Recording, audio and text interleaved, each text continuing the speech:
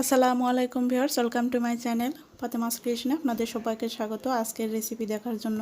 তো আজকের রেসিপিতে থাকছে কলার মোচা ভর্তা। আর এই ভর্তা খেতে কিন্তু গরম ভাতের সঙ্গে অনেক বেশি ভালো লাগে। তো তার জন্য এখানে একটা কলার মোচা নিয়েছি।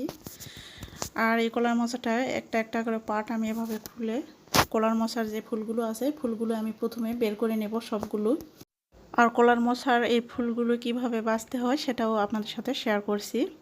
তো প্রথমে একটা একটা করে পার্ট খুলে আমি ফুলগুলো বের করে নিচ্ছি, তারপর দেখাচ্ছি কিভাবে বাছতে হয়। তো দেখতে পাচ্ছেন এই কলার ফুলের মাঝখানে যে শক্ত অংশটা আছে সেই অংশটাকেই বের করে ফেলে দিতে হবে। এই যে দেখতে পাচ্ছেন এটা কিন্তু খুবই শক্ত, কাঠির মতো।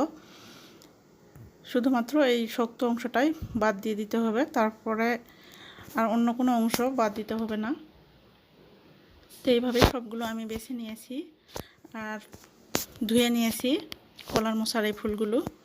এখন চুলে একটা পাতিলে পর্যাপ্ত পরিমাণে পানি দিয়েছি, হাফ চা চামচ হলুদ গুঁড়া দিয়ে দিচ্ছি আর দিয়ে দিচ্ছি হাফ চা চামচ লবণ। এখন কলার মোচাগুলো এই লবণ আর হলুদের পানিতে দিয়ে দেব। এটাকে ভাপিয়ে নেব, জাস্ট বলক আসা পর্যন্ত ভাপিয়ে নিতে হবে। কলার মোচার যে একটা তিতা ভাব থাকে সেই তিতা ভাবটা কিন্তু চলে যাবে এটা ভাপিয়ে নিলে।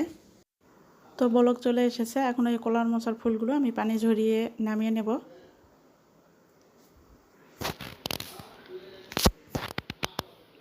তারপরে এগুলো ঠান্ডা করে আমি ব্লেন্ডারে ব্লেন্ড করে নেব, চাইলে কিন্তু পাটায় বেটেও নিতে পারেন।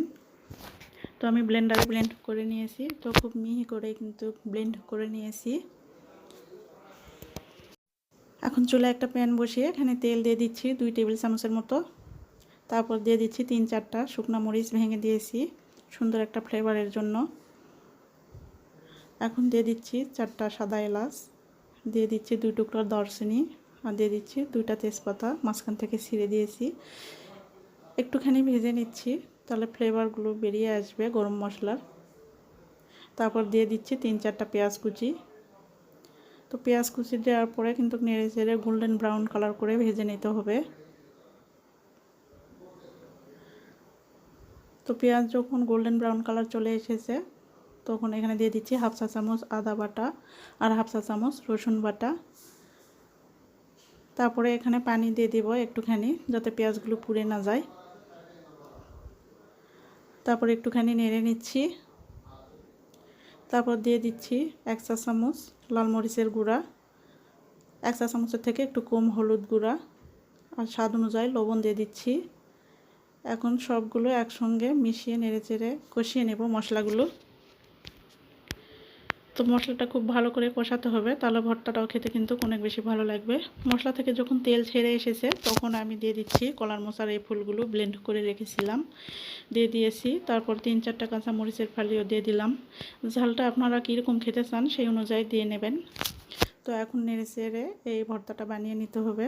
তো এইভাবে কিন্তু কোনো অবরত নাড়তে হবে, আর চুলার আঁচটা কিন্তু মিডিয়াম টু লোয়ের মাঝামাঝি রেখেই এই ভর্তাটা বানিয়ে নিতে হবে।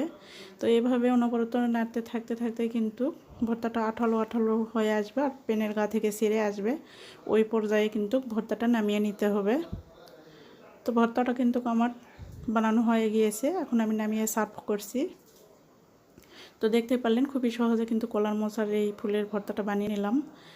গরম ভাতের সঙ্গে খেতে কিন্তু খুবই মজা লাগে। তো আপনাদের কাছে কেমন লেগেছে অবশ্যই কমেন্টস করে জানাবেন।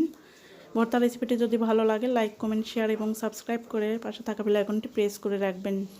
আজকে এখানেই বিদায় নিচ্ছি, সুস্থ থাকবেন, ভালো থাকবেন, আল্লাহ হাফেজ।